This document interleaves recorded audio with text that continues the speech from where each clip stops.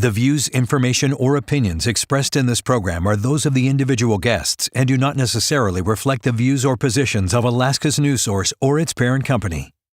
Statements made by guests are captured in real time and have not been independently verified by Alaska's News Source. Raw, revealing conversations with newsmakers and rebels. Everyday people with extraordinary lives and experts from mental health to chasing your best life. We're all in search of answers, so we ask. So thank you for doing this. Sure. How did you get into this career? So short story is I was raised in an aviation family, came to Alaska in 1967. The reason we came to Alaska is my parents bought a small little helicopter company, and I grew up in that company. Again, 7 years old when we came up. So I was kind of raised around hangars and aviation. Been in aviation pretty much all my life, but flew for my parents during the 80s and the 90s. We sold that business to another company up here, and at that point, I was kind of looking around for something to do, and had a call from the folks from the NTSB, and they said basically, we think you'd be really good at this. I said, I don't want to go to work for the federal government. That's not. I'm a capitalist. So, but anyway, I put an application in and was lucky enough to get it, and have been there 28 years now. So It's a great job. What is it like to come up on a crash? Like, what goes through your head as in your position? Yeah, I mean, every accident is the same. There may be some similarities. Everyone has its own nuances and challenges. There's a lot of things going on, for NTSB investigators. We see some things that are not particularly, nice, obviously. But our job is to determine probable cause. We're not regulators, which kind of sets us apart from the FAA. But it can be a little tough sometimes. I mean, some of the things that we do, some of the places we go, especially here in Alaska, we have some challenges, no doubt about it. But like I say, every accident is different. Mm-hmm. What are the common themes when you go to an accident? Is it a type of plane ever, or a type of person, or a situation? Do you ever see kind of continuous things that pop up? Well, unfortunately, we always say kind of tongue in cheek that we're not coming up with new ways to crash airplanes and helicopters and aircraft in Alaska here, unfortunately. So we see a lot of the same themes throughout the years, and 28 years, you see a lot of the same things repeat themselves. Obviously, weather accidents are probably more prevalent up here just because of the weather conditions that we have, topography, the remoteness. In Alaska, what sets us apart from the rest of the United States is, and the unique challenges is, aviation is a way of life up here. We use it as a form of transportation. It's part of our commerce, so obviously there's a great deal of emphasis put on that. What do you like about flying?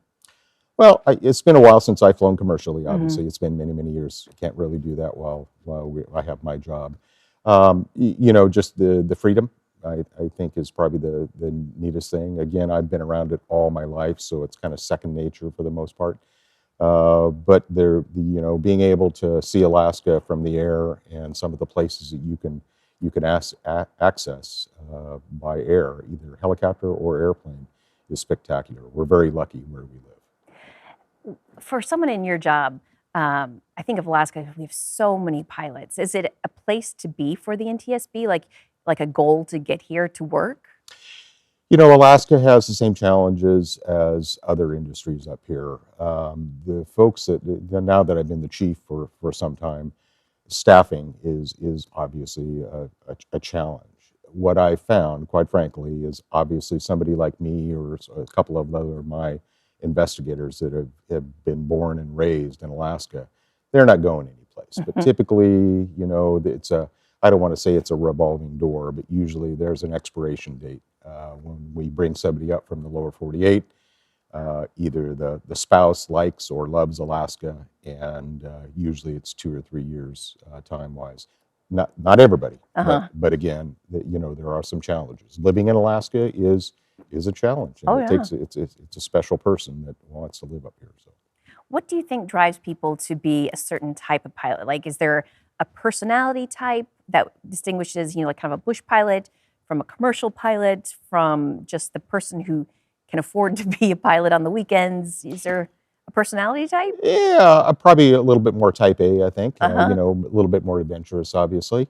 Aviation has changed quite a bit. I mean, quite frankly, I think we've gotten much better over the years. Even in the 28 years that I've been with the board, I've seen some changes in the industry up here, no doubt about that, for the better.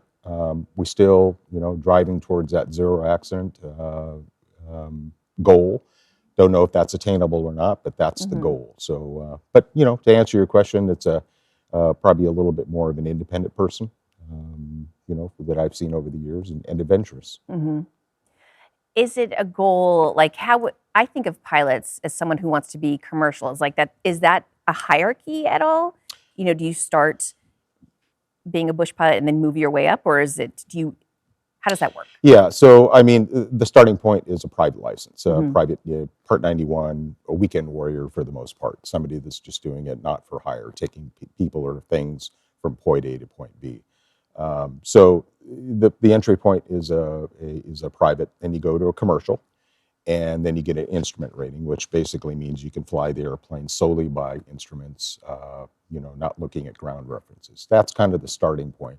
And then it goes up from there. Then you get into higher, more advanced aircraft, helicopters, or whatever the case is. But the starting point is definitely a private certificate.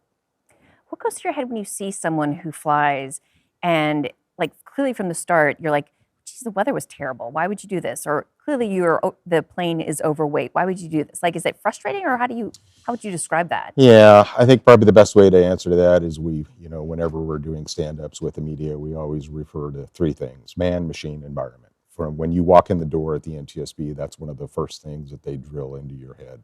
Man being the human portion, the human performance, machine being the mechanical portion, and environment being weather, typically. So again, we see a lot of weather accidents up here, and being able to know where your personal guidelines are as far as weather, pushing the weather. There's a number of things that go into accident investigation, weather accidents, but that's basically what we're looking at there. What would be your solutions if, like, you had infinite amounts of money, can do whatever you want? How would you make it so it was safer to fly in Alaska? So we're actually in the process of doing that right now. There was a safety initiative that was brought up from a meeting that we had in Alaska here. So infrastructure is probably the best way to answer it, and probably a little bit more in summary is infrastructure. Weather reporting, ADSB was a huge milestone for us up here. That gives you situational awareness, gives you a tremendous amount, mid-air avoidance. So infrastructure is really important. Again, weather reporting, that'd probably be one of the biggest things, especially in Western Alaska. What is the most difficult learning to fly? Is it a helicopter? Is it a plane? Is there one thing that what would impress a pilot to be like, oh, I have this type of license?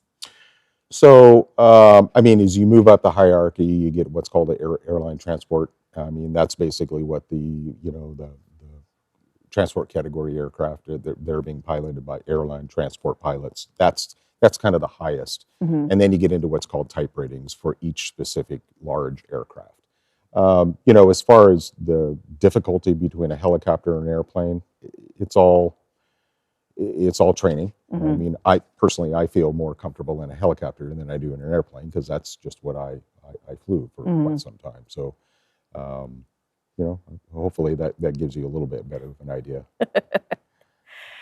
Do you think that it's be growing in popularity for, like, the layman to try to learn how to fly? That's a good question. I mean, back in the pipeline days when there was a lot of funds around, there was a lot more general aviation than there is now. I think part of it is I think it's probably a cost issue. I mean, that's why I don't have an airplane right now, because it's a very expensive endeavor. And, so I think there's probably a little bit less general aviation flying than there was back in the 70s and 80s. And that has driven our numbers down too, which is a good thing. So, Why is it a good thing? well, Less accidents. Less accidents, Yeah. okay. Obviously, you have less activity, less hours flown. The exposure is down. So.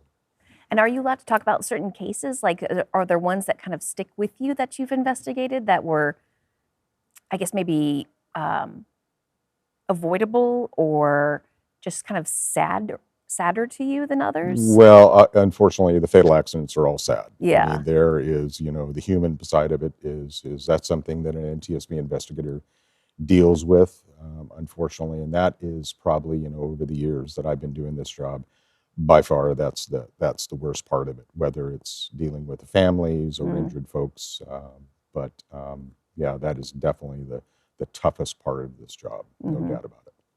Is there one case that kind of stands out to you? Not one, unfortunately. Over 28 years, there's been a lot of them. There's a number of accidents that involving kids. Obviously, that is the worst of the worst. No ifs, ands, or buts.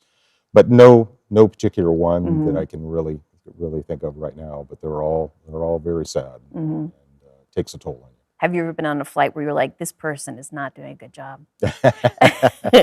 No, I can't say that. I mean, we work a lot with the Alaska State Troopers, fly with them a lot. We could not do our job without their assistance up here to, the way that we do it and as efficiently as we do it. No ifs, ands, or buts. But, never really have thought that I was in peril. Typically, if the NTSB is on board, they're going to be probably a little bit more diligent as far as their risk assessments. They're probably worried that you're there. Like, oh, shoot, I got his plane. What's your favorite place to fly or to witness as being a passenger in a flight? I think above all, Southeast Alaska. Really? I mean, Why? Yeah, just it is a spectacular place. Unfortunately, in the years past, we've spent a fair amount of time down there. In recent years, it's actually been pretty quiet, but it is just spectacular as far as the countryside. Even in less than stellar weather, there is no place like Southeast Alaska. It is unbelievable. And fortunately, this job, it allows us to see some parts of Alaska that, even when I was flying commercially, that I didn't have a chance to see. But there's also the other side of that, the not so nice places, but Southeast Alaska by far is the best. Interesting. Absolutely. One thing I'm always like struck by when you're reading the incident reports about like what went wrong here, it always seems to come down to being almost always like the report feels like, well, it was the pilot's fault. Like it also, like no matter what the weather was, that it was still then like, well, a person decided to do this. Is that often the case? Yeah, and things have changed actually, Rebecca, over the years, 28 years. I mean, typically, 20 years ago, it at the end of the day, it's always the pilot's responsibility, either go, no go. However, now in years past or more recent years, we actually look at a little bit more, especially if it's a 135 operator, a commercial operator. Okay. We look at the management as far as the who was managing it, who had operational control. So we've changed the way that we look at things. I think we've gotten a lot better at it now. So we're actually getting away from just, I don't want to say blaming the pilot. Right. But again, it's the pilot's responsibility. Either he or she is the go, no go voice there. So, but now, we look a little bit farther into the organization too.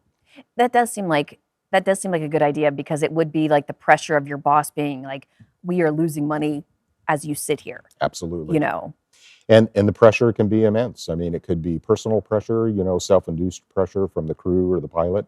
Could be company, could be a spouse. I mean, there's all sorts of pressures out there that we uncover as we start peeling that onion skin back. What would you say is like the most perfect weather for flying? Oh, well, CAVU, clear and unrestricted, no doubt about it. CAVU, I like that. Yeah, right. So obviously, I mean, clear conditions, no doubt about it. I mean, Southeast Alaska sees a lot of IFR, or instrument flight rules, Okay. low ceilings, reduced visibility, and that obviously equates to accidents, at least it has in the past. So to answer your question, a clear blue day, no wind, that's perfect. Do you think Alaska is still a little bit of like the Wild West with pilots, of people doing whatever they feel like they want to do? Yeah, things have changed. I mean, we're slowly but surely coming around. I mean, obviously, with the large expanses that we have, um, there's probably some things that go on out there that we never hear about, thankfully. But when we do hear about it, that's when we again start digging into it. So yeah, it's still a frontier. There's no doubt about that. It's still a frontier, so. Would that be more than other states as well? Oh yeah. Yeah. Oh yeah. And again, go back to, we use aviation up here. It's part of our commerce, so it's very important to us, to the FAA, to the congressional folks up here as well. And it's a growing concern, no doubt about it, especially in Western Alaska. Because are there just more chances for people to be like self-taught or whatever, and there's less policing? No, I wouldn't say that. I mean, the FAA is pretty good as far as their oversight, but I mean, they have a infinite number of folks up here as well. But that's one of the things that we look at, obviously, when an accident takes place, especially with a commercial operator, is the oversight, the FAA oversight, and they're pretty good with the resources that they have. Who would you say would be the most, like when you think of a great pilot, who would you picture? Somebody that I have never met. Who would that be? Well, so if I meet them, that yeah. means that they have had an accident. So I mean, yeah. So There you go. Obviously, risk mitigation is top notch. I mean, for me, obviously, yeah, that's a hard question to answer. It really is, so. What do you think, like when you see, like the celebrities of the world who are pilots? Is that like a scary thing to you, or do you? No, not necessarily. It's all training and knowing what your personal limitations are. I mean, no ifs, ands, or buts. There's some great pilots out there. There's probably some that are not so great and probably shouldn't be flying. As far as their celebrity or whatever, I don't see any issue with that. What is like if you had an infinite amount of money, what planes would you buy, or helicopter would you buy? Me personally? Yeah. Oh, I don't know. Probably an A-Star. It's an Airbus. An Airbus, really? Yeah. Well, it's made by Airbus. Okay. It's been a number of things over the years, but now it's called an Airbus A-Star. I mean, you see them all over. They're very common. Very, very. And why would you pick that one? Well, it's a powerful machine. It's very fast. It's very capable. And, it's a very, very well-known helicopter. It's the same helicopter that the Alaska State Troopers operate. So. Oh.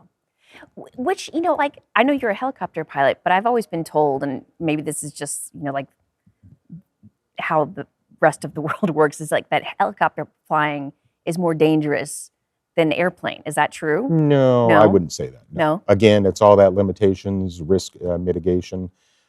Again, I would be much more comfortable in a helicopter than I would in an airplane. It's all what you're used to, what your training has been, and your experience has been. So no, I wouldn't say it's not any more dangerous. No, not at all.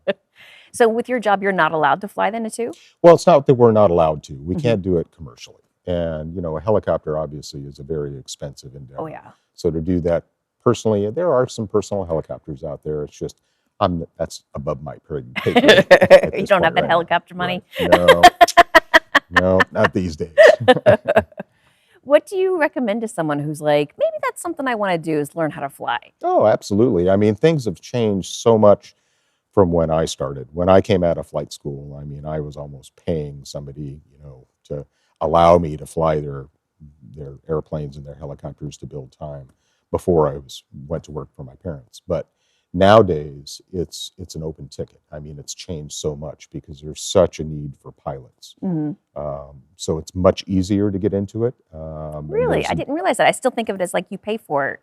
Well, you do have to a certain point, but I mean, there are a number of programs around that will train pilots, take somebody from very low time, train them the way that they want, and then you become a pilot for that operator. There's a number of operators here in Alaska to do that same thing. So, what do you think is the best, like, personality trait of a good pilot?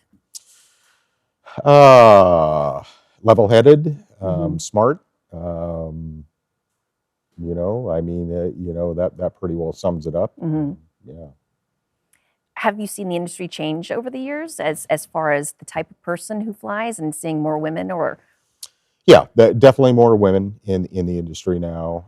Again, when my parents had their business, and back in the 60s, 70s, and 80s, there were a number of Vietnam helicopter pilots that came in and worked for my parents on a seasonal basis.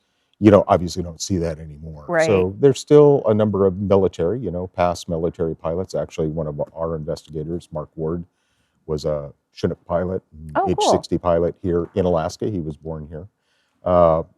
So that has changed. When they were coming back from Vietnam, they had a lot of time because they were flying a lot. Mhm. It's probably a little bit lower now as far as the total time when they come out of the military, depending on what they were doing, obviously. So those are the changes that we've seen over the years, no doubt. And so we still don't have enough pilots, though. Yeah, I mean, and it goes up and down. I mean, just recently here, in the last couple of years, it's gotten a little bit tighter as far as the market goes. But again, there's lots of programs out there where an operator will take a low-time pilot, train them the way that they want, and then they become a pilot for that operation for a certain amount of time. Thank you so much for your time today. It's been really fun. Absolutely. Yeah, it's been fun.